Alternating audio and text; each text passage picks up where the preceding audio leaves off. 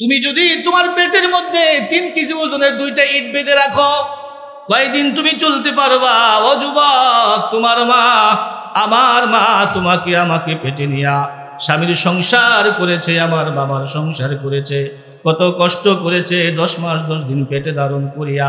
আল্লাহ বলেন এই কষ্টের কারণে আমি আল্লাহ প্রত্যেকটা যুবককে মা বাবার খেদমত করার জন্য ওসিয়ত করলাম। এই পৃথিবীর মধ্যে মা বাবার মতো আপন কেউ নাই, মা বাবার মতো আপনজন কেউ নাই। যুবক, আল্লাহ পাক বলেন বান্দারে, কষ্টের পর কষ্ট, যখন তোমার শরীরটা পেটের মধ্যে পূর্ণ হয়ে যায়, দুনিয়ার মধ্যে আসবা, এর 3 মাস আগে শরীরের গঠন যখন অপূর্ণ থাকে, তখন সন্তানটা স্বাভাবিকভাবে থাকে, পা গুলা নিচে থাকে, মাথাটা উপরে থাকে, স্বাভাবিকভাবে থাকে। যখন বান্দা দুনিয়াতে আসার সময় হয়ে যায়, তাফসীরের কিতাবের মধ্যে লেখে সন্তানের মাথাটা দুনিয়ার দিকে দিয়া দেওয়া হয়, পা 2টা উপরের দিকে দিয়া দেওয়া হয়। তখন বান্দা যখন হাত দিয়া নাড়া দেয়, পা দিয়া নাড়া দেয়, মাঝে মধ্যে সন্তানের পায়ের নাড়া মায়ের কলিজার বুটার মধ্যে আঘাত করে। মাঝে মধ্যে দেখবেন মা খাবার খাইতে বসছে, খাবারের প্লেটটা আস্তে করে দূরে সরাইয়া দিয়া টপ টপ করে চোখের পানিগুলো ঝরে। শাশুড়ি জিজ্ঞাসা করে, বৌমা কি হয়েছে? বলে, মা সন্তান পেটের মধ্যে নড়াচড়া করতেছে, ভীষণ কষ্ট হইতেছে। অযুবক, বিবাহ যদি করে থাকো, তোমার বিবি যদি প্রেগনেন্ট থাকে, বিবির অন্তঃসত্ত্বার সময়গুলো তুমি খেয়াল করবা। খেয়াল করলে দেখবা মাঝে মধ্যে তোমার মায়ের কথা স্মরণ হবে। দেখবা তোমার বিবি হঠাৎ করে হাসতেছে, হঠাৎ করে কাঁদতেছে। শীতের রাত্রে ল্যাপ শরীর থেকে সরাইয়া দিয়া শরীর কাঁদতেছে। জিজ্ঞেস করবা, বিবি কেন কান্দো? এমন শীতের রজনীতে তোমার শরীরে ঘাম কেন? তখন বলবে, দেখেন পেটের মধ্যে হাত দিয়া সন্তানটা নড়াচড়া করতেছে, সন্তানের নড়াচড়ায় কলিজার বুটার মধ্যে আঘাত লাগতেছে, কষ্ট হইতেছে, আবার ঘুম যেন কোথায় চলে গেছে। এইভাবে 1 দিন 2 দিন নয়, 9 মাস মা সন্তানকে পেটে ধারণ করে। আল্লাহর নবী বলেন, যুবক, মায়ের এই কষ্টটা তোমার বাবার হয় নাই। এই 9 মাসের কষ্ট মা একলা একলা বুক করেছে। দুনিয়াতে আইসা মায়ের কষ্ট ভুইলা যায় না। দুনিয়ার মধ্যে থাইকা মায়ের অভাব ভুলে যাও না, মায়ের কষ্ট ভুলে যাও না। কারণ তোমার অস্তিত্ব যখন মায়ের পেটে ছিল, ওই সময়ে কিন্তু মা তোমার জন্যে কষ্ট করেছে। এই কষ্ট দুনিয়ার কোনো মানুষ করে না। আল্লাহ পাক রব্বুল আলামিন আমাদের কি সৃষ্টি করছেন, এটার হাকিকি স্রষ্টা আল্লাহ। হাকিকি স্রষ্টাকে আল্লাহ। আমাকে সৃষ্টি করতে গিয়া যত কিছু দরকার হয়েছে, আগুন, পানি, বাতাস, মাটি, যা কিছু লাগছে, আল্লাহ তাআলা সব কিছু আল্লাহ তাআলা সৃষ্টি করছেন। এরপরে দুনিয়াতে আসার মাধ্যম বানাইছেন বাপ মাকে। কারে? দুনিয়াতে আসার মাধ্যম বানাইছেন কাকে? বাপ মাকে। এই জন্যে দুনিয়াতে আসার প্রধান কারণ হচ্ছে আল্লাহ পাক, আর মাজাজ হিসাবে, রূপক হিসাবে কারণ হচ্ছে মা বাবা। মা বাবাকে খেদমতগার হিসাবে আল্লাহ তাআলা কবুল করেছেন। দুনিয়াতে আসার জন্যে আমার মায়ের দরকার হয়েছে, বাবার দরকার হয়েছে। দুনিয়াতে আসার পর আমার যে বড় হতে যা কিছু দরকার হয়েছে, প্রাথমিক সব কিছু মা বাবার মাধ্যমে আল্লাহ পাক করেছেন। আল্লাহ ছাড়া এরপরে যে আমার সহায় হয়েছেন তারা হলেন আমার মা বাবা। এই জন্যে আল্লাহ পাক রব্বুল আলামিন নিজের ইবাদতের পাশাপাশি মা বাবার খেদমতের কথা বলছেন। বলি আলহামদুলিল্লাহ। ভাইরা আমার, বন্ধুরা আমার, আল্লাহ রাসূল সাল্লাল্লাহু আলাইহি ওয়াসাল্লামকে বাহজ ইবনে হাকিম রাহমাতুল্লাহ আলাইহি তিনি তার দাদা থেকে হাদিস রওয়ায়াত করেন। তার দাদা বলেছেন, আমি নবীজিকে জিজ্ঞেস করলাম, মান আবারু ইয়া রাসূলুল্লাহ, ওগো আল্লাহর নবী, দুনিয়ার মধ্যে আমি কার সঙ্গে বেশি ভালো ব্যবহার করব, কার সঙ্গে বেশি সৎ ব্যবহার করব? আল্লাহর নবী বলেন, বীর উম্মাকা, তুমি তোমার মায়ের সঙ্গে ভালো ব্যবহার করো। ক্বালা কুলতু সুম্মা মান, এরপরে আমি জিজ্ঞেস করলাম, নবীজি বুঝলাম এই পৃথিবীতে মানুষের কাছ থেকে সদয় ব্যবহার যিনি পাও না, সবচাইতে প্রথম সারির মানুষ হলেন মা। সর্বপ্রথম মায়ের সঙ্গে ভালো ব্যবহার করতে হবে। হুজুর এরপরে কার সঙ্গে ভালো ব্যবহার করব? রাসূল পাক বলেন উম্মাকা। দ্বিতীয়বার প্রশ্ন করার পর নবীজি বললেন তুমি তোমার মায়ের খেদমত করো। এরপরে বললেন কুলতু সুম্মা মান। জিজ্ঞেস করলাম নবীজি বুঝলাম, এরপরে আমি কার সঙ্গে ভালো ব্যবহার করব? রাসূল বলেন উম্মাকা, তুমি তোমার মায়ের সঙ্গে ভালো ব্যবহার করো। এরপরে বললাম কুলতু সুম্মা মান ইয়া রাসূলুল্লাহ ইয়া হাবিবাল্লাহ, এরপরে আমি কার সঙ্গে ভালো ব্যবহার করব? আল্লাহর পয়গম্বর বলেন সুম্মা আবাকা, এরপরে তুমি তোমার বাবার সঙ্গে ভালো ব্যবহার করো। এরপরে নবী বললেন সুম্মাল আকরাব ফাল আকরাব, এরপরে নিকটাত্মীয়, বাবার পরে যে কাছের, তারপরে যে কাছের, এভাবে পর্যায়ক্রমে তোমার সদ্ব্যবহার তাদের সঙ্গে হবে। এই হাদিসের মধ্যে আল্লাহর নবী সাল্লাল্লাহু আলাইহি ওয়াসাল্লাম সৎ ব্যবহারের মধ্যে বাবার কথার তুলনায় মায়ের কথা কয় গুণ বেশি বলছেন। কয় গুণ বলেন? মায়ের কথা বলছেন 3 বার, বাবার কথা বলছেন 1 বার। কেন আল্লাহর পয়গম্বর এই কথা বললেন? মায়ের কথা 3 বার বললেন, বাবার কথা 1 বার বললেন। এই হাদিসের ব্যাখ্যায় মুহাদ্দিসিনে কেরাম লিখেছেন, এ যুবক, তোমাকে আমাকে পৃথিবীতে আনতে, তোমাকে আমাকে যুবক বানাইতে, তোমাকে আমাকে বড় করতে আল্লাহ পাকের সৃষ্টির মধ্যে মা বাবা হলো সবচাইতে বড় মাধ্যম।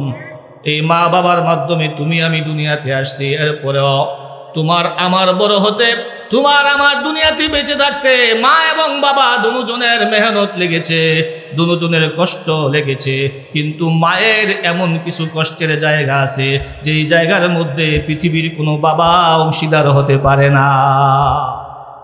এমন 3টা কষ্ট আছে, এমন 3টা জায়গা আছে যেই জায়গার মধ্যে শুধু মা এককভাবে কষ্টগুলো ভোগ করতে হয়, সেখানে কোনো বাবা শরীক হতে পারে না। 1 নম্বরে কষ্ট হলো মা যখন সন্তানকে গর্ভে ধারণ করে, এই গর্ভে ধারণের 9 মাস সময়গুলো মা শুধু একা কষ্ট ভোগ করে, দুনিয়ার কোনো বাবা এই কষ্টের সঙ্গে ভাগ বসাতে পারে না। हसरतू का है मुनक्का क्या जमाना आ गया, माँ को अम्मा बाप को अब्बा बुलाना भूल गया। हमल की हालत में क्या मुशक्कत हमल की हालत में उनकी हुई थी, क्या विलादत की वक्त उनकी मुदना आई थी। अल्लाहु अकबर। मुहद्दिसिने केराम बोलेन, এ দুনিয়ার মানুষ, তুমি তোমার মায়ের গর্ভে যখন এসেছিলা 10 মাস 10 দিন পর্যন্ত মা তোমাকে গর্ভে নিয়ে যেই কষ্টটা করেছে, এই কষ্টের মধ্যে তোমার বাবা শরীক ছিল না। সন্তান যখন গর্ভে আসিয়া যায়, মায়ের শরীরের মধ্যে আমূল পরিবর্তন শুরু হইয়া যায়। মায়ের খাবার দাবার বন্ধ হইয়া যায়, শরীর দুর্বল হইয়া যায়, মা খাইতে পারে না। খাবার খাওয়ার পর সাথে সাথে বমি করে ফেলে দেয়। দেখা যায় সন্তান পেটে যাওয়ার পর কত মায়ের খাবার বন্ধ হয়ে যায়, বারবার বারবার শুধু বমি করে খাবার বন্ধ হয়ে যায়, খাবার খাইতে পারে না। এমন করে 2-1 মাস কাটাইতে হয়, মা দুর্বল হয়ে যায়। এজন্য আল্লাহ পাক রব্বুল আলামিন বলেন ওয়াসাইনাল ইনসানা বিওয়ালিদাইহি, আমি মানুষকে মা বাবার সম্পর্কে ওসিয়ত করি। হামালাতহু উম্মুহু ওয়াহনান আলা ওয়াহনিন, কারণ তার মা তারে কষ্টের উপরে কষ্টের মধ্য দিয়ে তাকে পেটের মধ্যে ধারণ করেছে, কষ্টের পর কষ্ট নিয়ে পেটে ধারণ করেছে। মহিলা মানুষদেরকে আল্লাহ পাক এমনি দুর্বল করে বানাইছেন। এরপরেও মায়ের পেটে যখন সন্তান চলে আসে, মায়ের খাবার দাবার বন্ধ হয়ে যায়, খাইতে পারে না, চলতে পারে না, মা আরো দুর্বল হয়ে যায়। আল্লাহ পাক বলেন তো কষ্টের পরে সন্তানকে মা গর্ভে ধারণ করলো। এই যে 2-1 মাস থাকার পরে সন্তান যখন পেটের মধ্যে আস্তে আস্তে বড় হতে থাকে, এরপরে সন্তান যখন পেটের মধ্যে বড় হয় 2, 4, 5, 6 মাস যাওয়ার পরে, তখন সন্তান পেটের মধ্যে নড়াচড়া করে। এই নড়াচড়া কষ্ট, তুমি যদি তোমার পেটের মধ্যে 3 কেজি ওজনের 2টা ইট বেঁধে রাখো, কয়দিন তুমি চলতে পারবা? ও যুবক, তোমার মা আমার মা তোমাকে আমাকে পেটে নিয়া স্বামীর সংসার করেছে, আমার বাবার সংসার করেছে, কত কষ্ট করেছে, 10 মাস 10 দিন পেটে ধারণ করিয়া। আল্লাহ বলেন এই কষ্টের কারণে আমি আল্লাহ প্রত্যেকটা যুবককে মা বাবার খেদমত করার জন্য ওসিয়ত করলাম। এই পৃথিবীর মধ্যে মা বাবার মতো আপন কেউ নাই, মা বাবার মতো আপনজন কেউ নাই। যুবক, আল্লাহ পাক বলেন বান্দারে, কষ্টের পর কষ্ট।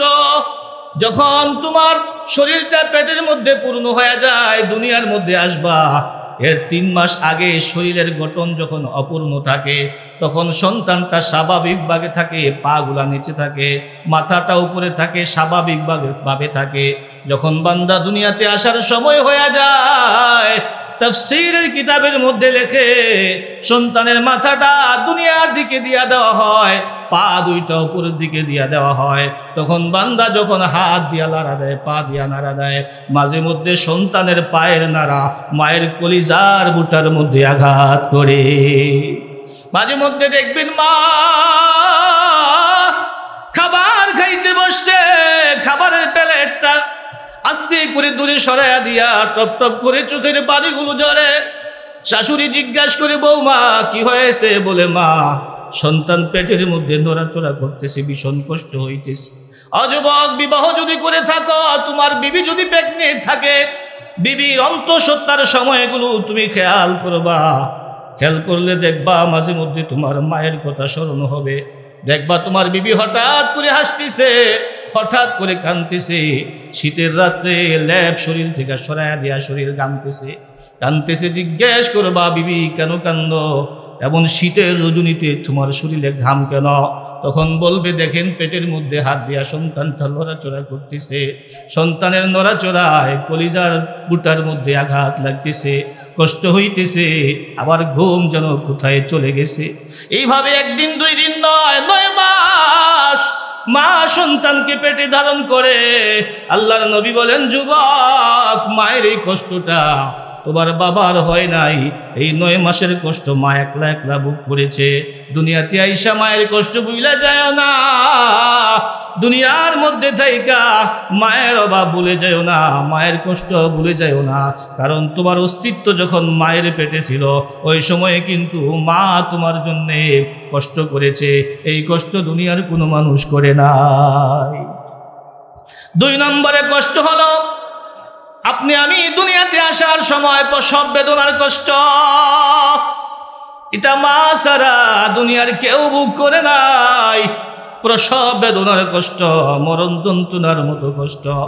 কত মা সন্তানকে ডেলিভারি করার সময় দুনিয়া থেকে বিদায় হয়ে যায়। কত মা শাশুড়ির কাছে মাপ চায়, শ্বশুরের কাছে ক্ষমা চায়, জালানির কাছে ক্ষমা চায়, বাড়িতে চলে যায়। প্রথম সন্তান হলে আমাদের দেশে বেশিরভাগ মায়েরা বাড়িতে নিয়ে যায়। মা বাড়িতে যাওয়ার সময় শাশুড়ি পায়ে ধরে মাপ চায়, শ্বশুরের কাছে ক্ষমা চায়, জালানির কাছে ক্ষমা চায়, আর বলে না জানি কি হয়, মাফ করে দিয়েন, জীবনে হয়তো আর বাঁচতে নাও পারি। এভাবে সবার কাছে ক্ষমা চাইয়া মা তার বাড়িতে যায়। এই হামলের যন্ত্রণা আর সন্তান প্রসবের যন্ত্রণা মা একা একা ভোগ করে, পৃথিবীর কোনো বাবা এটাতে শরীক হইতে পারে না। 3 নম্বর কষ্ট হলো মা সন্তানকে যে দুধ খাওয়ানোর ঝামেলা, দুধ খাওয়ানোর কষ্টটা আল্লাহ পাক মায়ের দিয়েছেন। দুনিয়ার কোনো বাবাকে আল্লাহ তাআলা দেয় নাই। আল্লাহ রাব্বুল আলামিন বলে, বান্দা আমি আল্লাহ পাক তুমি দুনিয়াতে আসার 6 মাস আগ থেকে আমি আল্লাহ দুনিয়াতে আইসা কি খাইবা, দুনিয়াতে আইসা কেমনে চলবা, আমি আল্লাহ রাব্বুল আলামিন তোমার দুনিয়াতে আসার 6 মাস আগ থেকে তোমার মায়ের বুকের মধ্যে গরম করে দুধ রিজার্ভ করে রেখে দিয়েছি, যাতে দুনিয়াতে আইসা তোমার কষ্ট না হয়। মায়ের পেটের মধ্যে 3টা খাবারের ভিতরে তুমি ছিলা, ওখান থেকে যখন দুনিয়াতে আসো, তোমার নরম দেহ, নরম জিহ্বা, নরম শরীর, এই শরীরের মধ্যে ফার্নিচারের, এই শরীরের মধ্যে ফার্মেসির কোনো ডাক্তারের ওষুধ তোমার জন্য প্রযোজ্য হবে না, কোনো মুদি দোকানের খাবার তোমার জন্য প্রযোজ্য হবে না। আমি আল্লাহ পাক মায়ের বুকের মধ্যে তোমার জন্য খাবার রিজার্ভ করে দিয়েছি। বান্দা একদিন নয়, 2 দিন নয়, এই মায়ের বুক টানছো তুমি 2.5 বছর। একদিন নয়, 2 দিন নয়, 2.5 বছর যুবক মায়ের দুধ টাইনা টাইনা তুমি বড় হইছো। এই যে 3টা কষ্ট একমাত্র মা ভোগ করেছে, দুনিয়ার কোনো বাবা ভোগ করতে পারে নাই। এই জন্য সাহাবীর প্রশ্ন করার সাথে সাথে আল্লাহর নবী বলেন, তোমার মায়ের খেদমত করবা। হুজুর এরপরে কার? বলে তোমার মায়ের। এরপরে কার? বলে তোমার মায়ের। 3 বার বলেছেন। যেহেতু আল্লাহর নবী সাল্লাল্লাহু আলাইহি ওয়াসাল্লাম মায়ের কথা 3 বার বলেছেন, 4র্থবারের মাথায় নবীজি বলছেন, তোমার বাবার খেদমত করিও। কার খেদমত করিও? বাবার খেদমত করিও। আল্লাহর হাবিব সাল্লাল্লাহু আলাইহি ওয়াসাল্লাম বলেন, এই দুনিয়ার মধ্যে যারা মা বাবার খেদমত করবে, মা বাবার খেদমত করলে দুনিয়াতেও লাভ হবে, আখিরাতেও লাভ হবে। দুনিয়াতেও ফায়দা, আখিরাতেও ফায়দা। মা বাবার খেদমত করলে যেই সমস্ত বান্দারা মা বাবার খেদমত করবে, যেই সন্তানেরা মা বাবার খেদমত করবে, আল্লাহ পাক মা বাবার দোয়ায় ওই সন্তানকে দুনিয়াতে সমস্ত বিপদ আপদ থেকে হেফাজতে রাখবেন, এবং কি সন্তানকে রিজিকের অভাব থেকে আল্লাহ তাআলা বাঁচায়া দিবেন। 1 নম্বর ফায়দা হলো, যেই সমস্ত সন্তান মা বাবার খেদমত করবে, মা বাবার সঙ্গে ভালো ব্যবহার করবে, মা বাবার প্রতি ইহসান করবে, ওই সমস্ত সন্তানদের প্রতি মা বাবার দোয়ায় আল্লাহ তাআলা দুনিয়ার অভাব থেকে তাদেরকে হেফাজতে রাখবেন। এটা 1 নম্বর পুরস্কার। কোরআনুল কারীমের 2 নম্বর সূরাটার নাম কি বলেন? 2 নম্বর সূরাটার নাম কি? সূরা ফাতিহার পরে 2 নম্বর সূরাটার নাম হলো সূরা বাকারা। এই সূরা বাকারার মধ্যে আল্লাহ পাক রব্বুল আলামিন এমন একটা যুবকের আলোচনা করেছেন, যেই যুবক মা বাবার খেদমত করার কারণে, মায়ের খেদমত করার কারণে আল্লাহ পাক দুনিয়াতে তাকে একটা পুরস্কার দান করেছিলেন, যেটা সারা দুনিয়ার মধ্যে একটা উজ্জ্বল নক্ষত্রের মতো একটা দৃষ্টান্ত। এই সূরাটার নাম সূরা বাকারা। 2 সূরার নাম কি? সূরা বাকারা, সবচেয়ে বড় সূরা। এই সূরার নাম হলো বাকারা। বাকারা শব্দকে আরবি শব্দ বাকারা, বাংলা অর্থ হচ্ছে গাভী। বাংলা অর্থ হচ্ছে কি? গাভী। এই গাভীর নাম দিয়ে এই সূরা নাজিল হয়েছে। এটার একটা প্রেক্ষাপট আছে, একটা ঘটনা আছে। বনি ইসরাইলের হযরত মুসা আলাইহিস সালাতু ওয়াস সালামের যুগে এই ঘটনাটা ঘটছে। এই যুবক তার মা বাবার খেদমত করত। বনি ইসরাইলের যুগে একজন আল্লাহওয়ালা বুজুর্গ ছিলেন। ওই বুজুর্গ, ওনার বিবি যখন প্রেগনেন্ট ছিলেন, এমন অবস্থায় এই বুজুর্গ দুনিয়া থেকে বিদায় হয়ে যাচ্ছে। তো এই যুবক বিবিকে বলছেন, বিবি, আমি একটি গাভী জঙ্গলে রাইখা গেলাম, তুমি যখন সন্তান নিয়ে চলতে কষ্ট হবে তোমার, ওই সময় তুমি আমার সন্তানকে জঙ্গলে গিয়া এই গাভীটারে তালাশ করতে বইল। বলেন, ব্যাপারটা কি অদ্ভুত না? ব্যাপারটা তো বড় অদ্ভুত। জঙ্গলে গিয়া গাভী তালাশ করলে কি লাভ হবে, আর এটা তালাশ করলে কিভাবে কি হবে? তখন বলতেছেন, শোনো, আমি এই গাভীটাকে আমার সন্তানের নামে আল্লাহ তাআলার কাছে আমানত রেখে যাচ্ছি। আমার সন্তান তো এই গাভী পালতে পারবে না, এই জন্য আমি জঙ্গলে আল্লাহর কাছে আমানত রেখে যাচ্ছি, এই গরু কিচ্ছু হবে না। আমার সন্তান যখন দুনিয়াতে চলতে কষ্ট হবে, তখন তুমি আমার সন্তানকে বইল জঙ্গলে গিয়া এই গাভীটা খুঁজ করতে। কিভাবে খুঁজ করবে? গিয়া তাকে এভাবে ডাক দিতে বলবা, ইয়া ইব্রাহিমের খোদা, ও ইব্রাহিমের খোদা, ও হযরত ইসমাইলের খোদা, এভাবে ডাক দিতে বলবা। এরপরে বলবা, আমার আব্বা এই জঙ্গলে যেই গরুটা রেখে গিয়েছেন, ওই গরুটা আমাকে ফেরত দেন। সুবহানাল্লাহ বলবেন না? তো এই সন্তান বড় হইল, এই বুজুর্গ দুনিয়া থেকে বিদায় হইলেন, মাটা বুড়ো হয়ে গেছে। মায়ের খেদমত করে, কিন্তু এখন সংসার চলতে তার অনেক কষ্ট হচ্ছে। এই অবস্থায় মা একদিন বলছে, বাবা তোমার যেহেতু সংসার চলতে কষ্ট হচ্ছে, এই অবস্থায় কিভাবে তুমি সংসার চালাইবা? তোমার আব্বা তোমার জন্য একটা গরু জঙ্গলে ছেড়ে দিয়ে গিয়েছিলেন, তুমি এই গরুটাকে নিয়ে আসো। মা কিভাবে গরু আনবো? বলে এই গরুটাকে যদি তুমি আল্লাহর নামে ডাক দাও, গিয়া বলবা, হে ইব্রাহিমের খুদা, আমার বাবার গরুটাকে আমাকে দিয়ে দেন। এভাবে যখন বলবা দেখবার গরুটা তোমার কাছে আসবে। সুবহানাল্লাহি ওয়া বিহামদিহি তাফসীরের কিতাবে লেখছে, এই যুবকটা মা বাবার খেদমত করত। বাবা তো ছোটকালেই মারা গেছে, মায়ের খেদমত এমনভাবে করত যে মায়ের কথায় চুল পরিমাণ এদিক সেদিক করতো না। মায়ের কথায় চুল পরিমাণ এদিক সেদিক করতো না। যুবক ঠিকই জঙ্গলে গিয়ে ডাক দিয়ে বলেন, ও ইব্রাহিমের প্রভু, ও ইসমাইলের প্রভু, আমার বাবা যেই গরুটা এই জঙ্গলের মধ্যে রেখে গিয়েছিলেন আমানত হিসাবে, আমি ওই গরুটাকে আপনার দরবারে চাইতেছি, আল্লাহ দিয়ে দেন। তখন দেখা গেল ডাক দেওয়ার সাথে সাথে জঙ্গল থেকে মোটা তাজা একটা গাভী তার সামনে চলে আসলো। গাভীটা আসার পর গাভীর জবান খুলে গেল।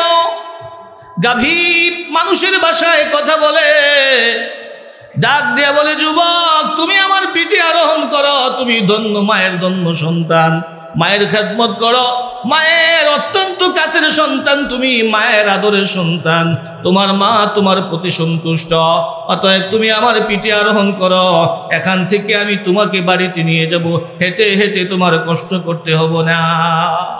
যুবক ডাক দিয়ে বলে, না আমি তোমার পিঠে আরোহণ করতে পারি না, কারণ আমার মা বলেছি তোমার লেগাম ধরে আমি তোমাকে টেনে টেনে বাড়িতে নিয়ে যাওয়ার জন্যে, আমি তোমার পিঠে আরোহণ করতে পারি না।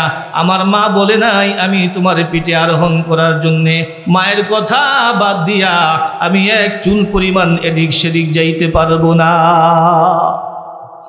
ভাইরা আমার, বাবারা আমার, এই ঘটনা দিয়ে শুধু আল্লাহ তাআলা এই ঘটনাই বুঝান নাই, আরেকটা ঘটনা এখানে আল্লাহ তাআলা লুকায়িত রাখছেন, সেটা সামনে আসতেছে। এই ঘটনা তো একটা সূত্র মাত্র।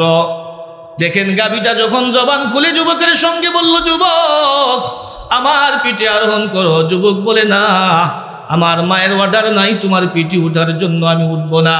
এতটুকু বলার সঙ্গে সঙ্গে গাভী ডাক দিয়ে বলে, যুবক রে, ওই আল্লাহর কসম করে বলি যুবক,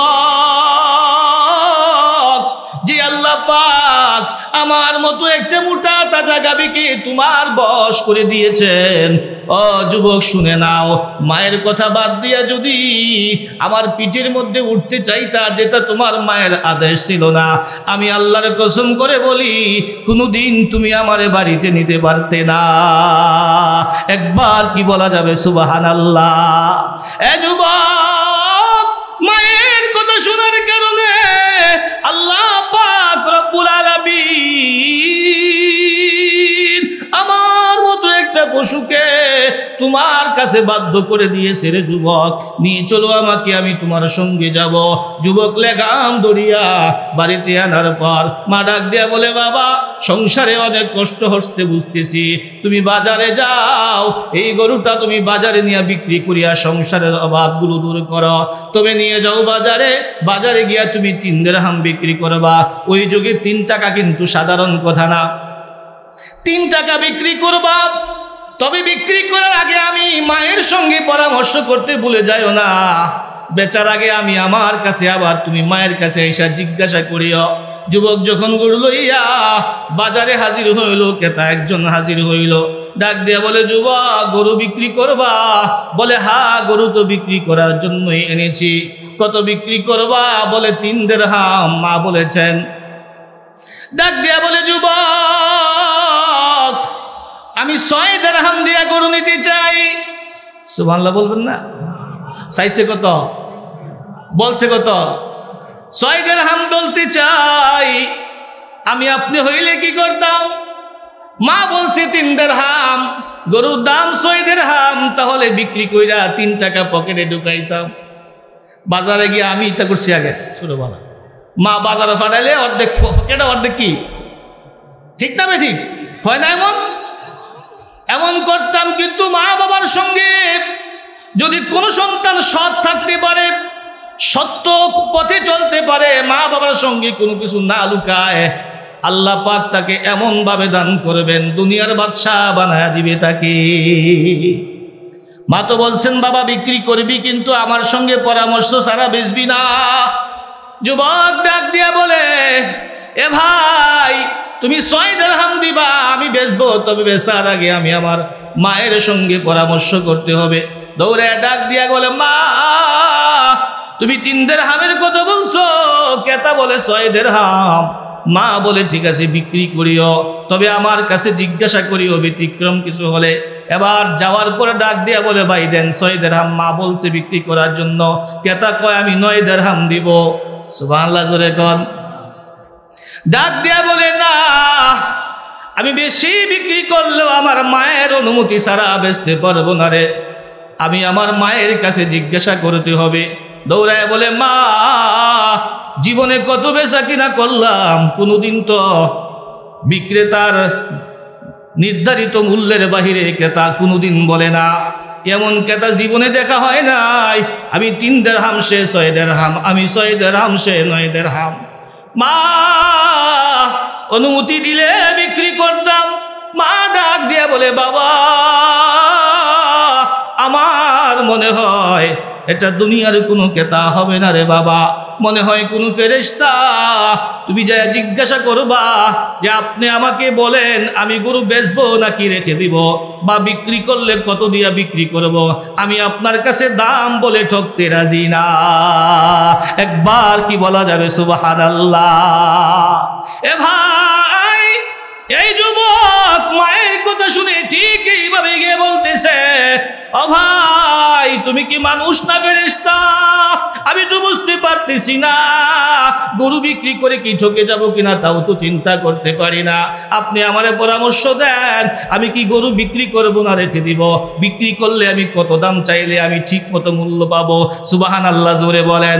এতটুকু বলার পর ডাক দিয়া বলে, যুবক এই গরু বেচার সময় এখনো হয় নাই, তুমি গরুটা রেখে দাও, তবে যখন বিক্রির সময় হবে একদল মানুষ তোমার কাছে এই গরু কেনার জন্য আসবে।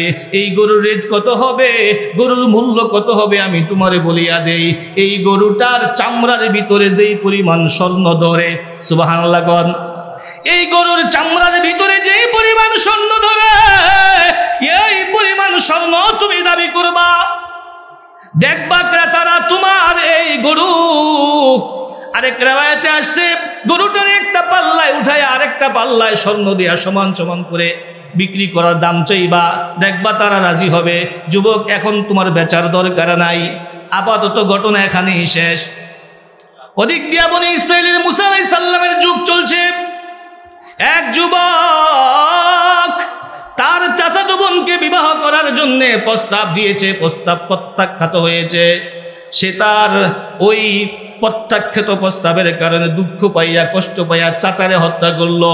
চাচারে হত্যা কইরা হত্যার দায় এড়াবার জন্যে নিজের সমাজ থেকে অন্য সমাজে রাতের বেলায় রাতের আধারে চাচার লাশ গিয়ে আরেক সমাজের মধ্যে ফেলে দিয়ে আসছে। ওই সমাজে ফেলে দেওয়ার পর সকালবেলা মামলা দায়ের করছে, আমার চাচার হত্যার বিচার চাই। বুঝতেছেন নি ঘটনা? সকালবেলা যখন বলল আমার চাচার হত্যার বিচার চাই, বনি ইসরাইলের লোক কেউ তো বলতে পারে না চাচা কে হত্যা করলো। এই ব্যক্তির হত্যাকারী নিজেই তো হত্যার বিচার চাইতেছে, নিজে হত্যা কইরা অন্য সমাজের মধ্যে লাশ ফালায় দিয়া তাদের উপরে বিচার চাপায়। বনি ইসরাইলের লোকেরা বলে, চলো চলো চলো আমরা মুসা পয়গম্বরের কাছে যাই। মুসা নবীজি বলে, আখিরাতে আল্লাহ তাআলা দুনিয়ার অপরাধের হিসাব করবে, সব মানুষ মারা গেলে আখিরাতে অপরাধ কেমনে শনাক্ত করবে, এটার দলিল হিসাবে আমরা মুসার কাছে বলবো আমাদের লোকটা মারা গেছে, কে বা কারা মারছে জানি না, তুমি যেহেতু আল্লাহর নবী তাহলে তুমি এখন কোনো একটা কারামতি দিয়া মুজিজা দিয়া এই ব্যক্তির খুনিকে শনাক্ত করে দাও। ভাইরা আমার, বাবারা আমার, মুসা আলাইহিস সালামের কাছে যখন বললেন, মুসা পয়গম্বর বলে এটা কেমনে সম্ভব? বনি ইসরাইলের লোকেরা বলে, সম্ভব না হলে কোটি কোটি বছর পরে আখিরাতের ময়দানে হাসরের মাঠ কায়েম হইবে। হাসরের মাঠে খুনিকে আল্লাহ কেমনে বাড়ি করবে? তুমি যেই খোদার দাওয়াত দাও, ওই খোদা যদি এখন ওই তার খুনি বাড়ি করতে সম্ভব না হয়, কোটি কোটি বছর পরে হাসরের ময়দানে খুনি কেমনে বাড়ি করবেন? চিন্তা করছেন নি কই পেস মারছে? এটাই বলতেছিলাম, ঘটনা থেকে আরেকটা জিনিস উদ্দেশ্য, এই ঘটনা থেকে আল্লাহ পাকের তাওহীদের দলিল আল্লাহ পেশ করবেন। আল্লাহ পাক যে আপনার আমার পাপের শাস্তি দেওয়ার জন্য হাসরের ময়দানে উঠাইতে পারবেন, ওই দলিল আল্লাহ এই ঘটনা থেকে দান করবেন। যখন মুসা নবীকে বললেন, মুসা তুমি যে বলো আল্লাহ এক, আল্লাহর কুদরত আছে, কিয়ামতের ময়দানে সমস্ত মানুষকে উঠাইয়া বিচার করবেন, জাররা থেকে জাররা অপরাধগুলো আল্লাহ হাজির কইরা বিচার করবেন। ওইটা যদি সম্ভব হয়, এই লাশটা থেকে খুনি বের করা কেন সম্ভব হবে না? মুসা পয়গম্বর আল্লাহর কাছে বললেন, আল্লাহ এমন পেশ মারলে তাদেরকে ঈমান আনতে হইলে, ঈমান আনাইতে হইলে, ইসলামের পথে দাওয়াত দিতে হলে তাৎক্ষণিক আপনার কুদরত তাদেরকে দেখাইতে হবে। বুঝছেন ঘটনা সূত্র? বাইরে আমার বাবারে আমার, আল্লাহ পাক রব্বুল আলামিন মুসা আলাইহিস সালামকে বললেন, মুসা তুমি তাদেরকে বলো একটা গরু জবাই করতে। খেয়াল করেন, কি জবাই করতে? গরু জবাই করতে। আল্লাহ পাক রব্বুল আলামিন বললেন, মুসা আলাইহিস সালাম যখন তাদেরকে বললেন, ওয়া ইয ক্বালা মুসা লিকাওমিহি ইন্নাল্লাহা ইয়া'মুরুকুম আন তাযবাহু বাকারা। মুসা আলাইহিস সালাম তাদেরকে বললেন, আল্লাহ অর্ডার করেছেন তোমাদেরকে একটা গরু জবাই করার লেগা। তখন তারা বলতেছেন যে মুসা কি পাগল হয়ে গেছো নাকি?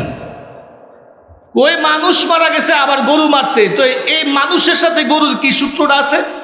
সূত্র কি, মিল কি? কথা তো মিল থাকতে হবে।